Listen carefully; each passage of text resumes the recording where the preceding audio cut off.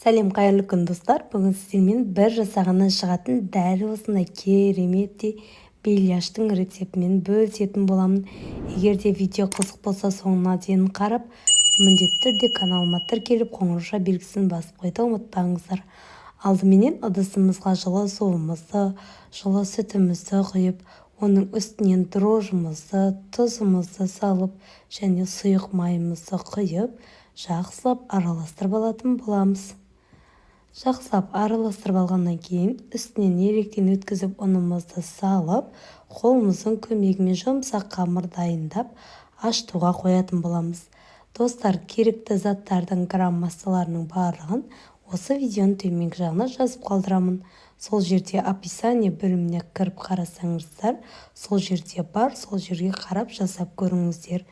Дәл осылай ішіне салатын салмасын дайындаймыз. Тартылған етімізге осылай ұсақтап туралған пиязымызды салып, үстінен татымына қарай тұзымызды, қара бұрышымызды және аздап зіремізді салып аламыз.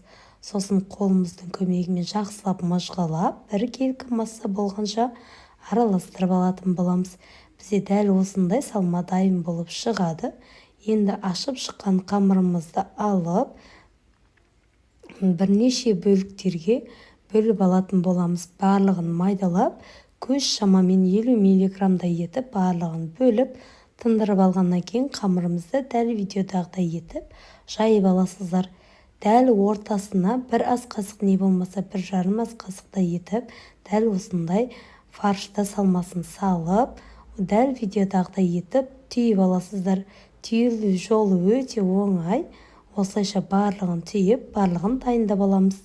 Майымызды алдын ала қыздыртуға қоямыз, бірақ майымыз біздің қатты қызбаған кезінде дәл осылай бельяштарымызды бірінші тесік бетін аударып салып, бұдан кейін екінші бетіне аударатын боламыз. Бірінші беті жабылып тұрған бетін аударып қойсаңыздар, ішіндегі салмасы түсіп кетуі мүмкін. Сондықтан бірінші ішінде салмасы бар жағын, яғни тесікше бар жағын қойып, дәл видеодағыдай етіп, екінші бетіне аудартып, ішіне майды құя отырып, кемінде 7-8 минут пісіріп аласыздар. Майымыз қатты қызып кетпеу керек.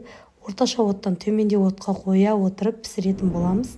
Міне көріп тұрғандарыңыздай барлығы пісіп шықты, арасы шикі болмайды.